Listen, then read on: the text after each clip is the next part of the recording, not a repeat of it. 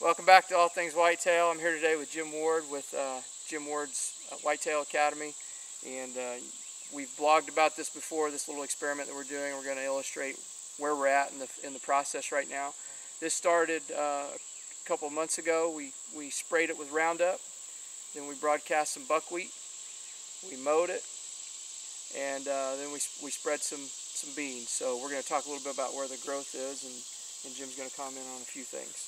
Okay, the reason that we put the buckwheat in first, because at that time of the year we didn't want to put our beans down. And buckwheat pulls deer fast, but it matures out fast also. So we waited until the buckwheat started seeding out, and this is the first part of August, which is a very, very tough time of the year to get food plots to grow. Even farmers have trouble this time of the year.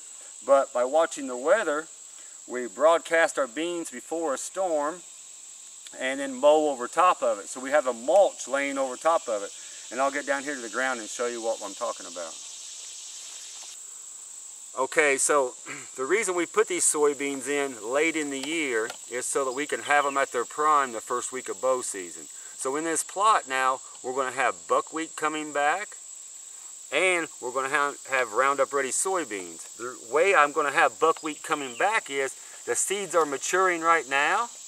So what I can do is let them mature and then round up the plot. It kills all the big buckwheat, but then the seed starts coming back. And we have Roundup Ready soybeans in here. And this mulch or matting that we mowed right before or right after we put the soybeans in is actually protecting more soybeans. So here's the soybean up underneath there, and it's holding moisture around that plant.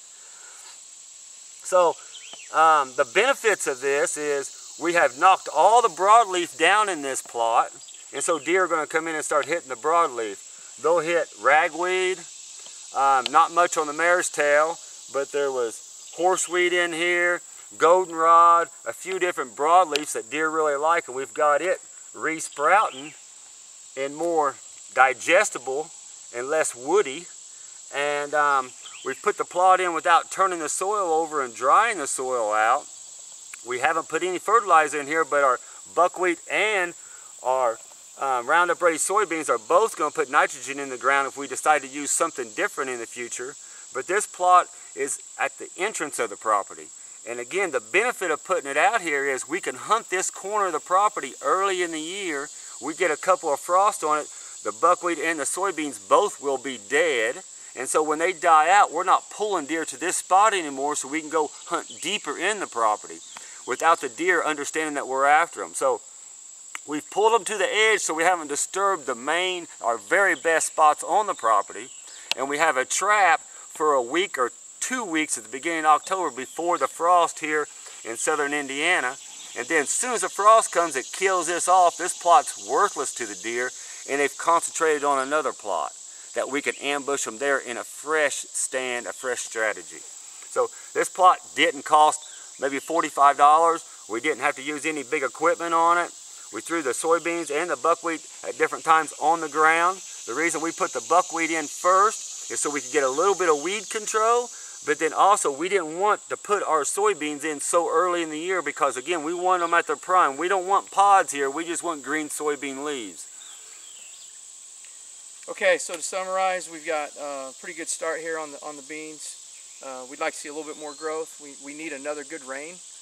The second rain we think is really going to take us over the top, particularly as you talked about with the bean sprout. It's kind of at a critical stage right now. Stay with us over the next couple of weeks. We'll continue to catalog how the beans are growing and show everybody online what our results are. Check out Jim's website at jimwardwhitetailacademy.com. You can contact Jim through the website. And as always, keep checking back with us at allthingswhitetail.com. We appreciate your time.